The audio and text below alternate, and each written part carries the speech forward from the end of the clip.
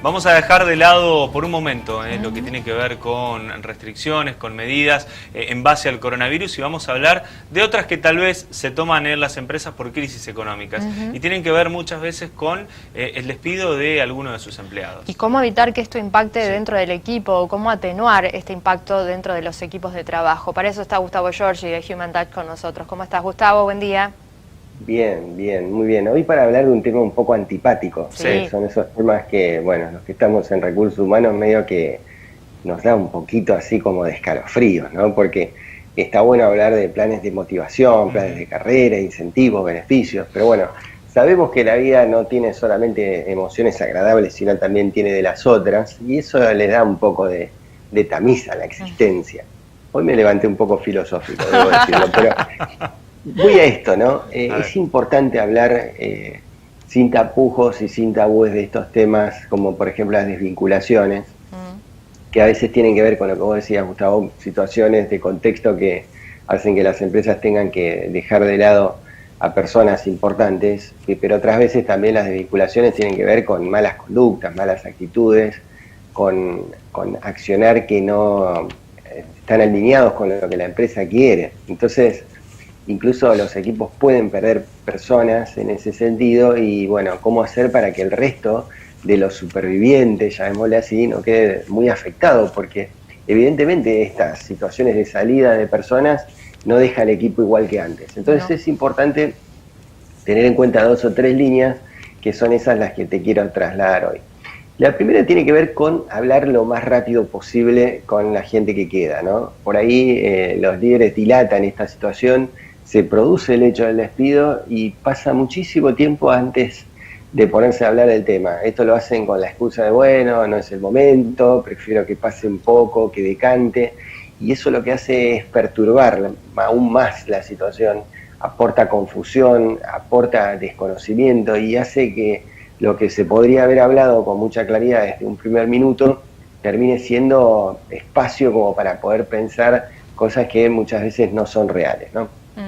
También hay que tener en cuenta en esto de ser claro respecto de los motivos que llevaron a la desvinculación. En esto, mirá, es importantísimo no caer en estas cuestiones hipócritas en donde por ahí por hacer demagogia, no quedar mal, se trata de rescatar algún aspecto y dicen, bueno, fue por tal cosa, fue por tal otra, pero no, hay que ser claro, a ver, respecto de los motivos y hay que tener, en caso, digamos, de despidos que te decían tiene que ver con malas actitudes, ¿no?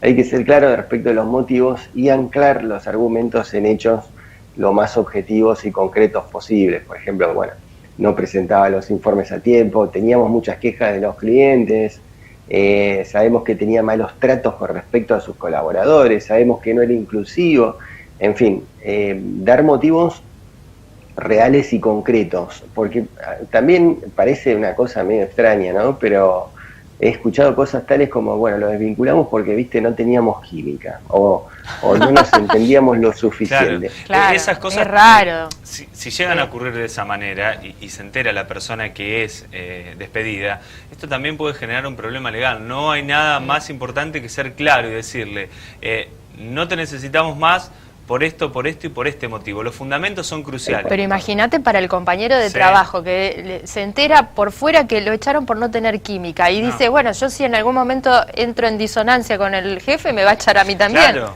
condiciona. Tal cual. Y cómo queda el equipo en ese sentido, ¿no? En una expectativa.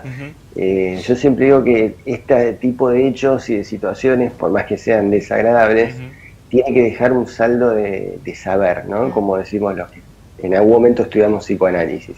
Tiene que dejar un saldo que le pueda servir al equipo. ¿Qué es un saldo de saber? Bueno, es, por ejemplo, dejar en claro de una vez y para siempre qué cosas son las que la compañía valora, qué cosas son las que la compañía evalúa de manera positiva. Pensándolo por el lado opuesto, ¿no? Decimos que si una persona es desvinculada por no cumplir o por no respetar determinados lineamientos, en el mismo sentido podríamos decir que podríamos ascender en el caso de ir cumpliendo con estas cuestiones. También lo aclaro porque a veces estas expectativas no quedan lo suficientemente claro del lado de las empresas, la gente no sabe por más que parezca también curioso, muchas veces la gente no sabe qué cosas son las que se valora en la práctica, en la realidad de todos los días, desde la organización, y por ende no sabe cómo crecer. Bueno, por ahí un despido puede sernos útil en ese sentido.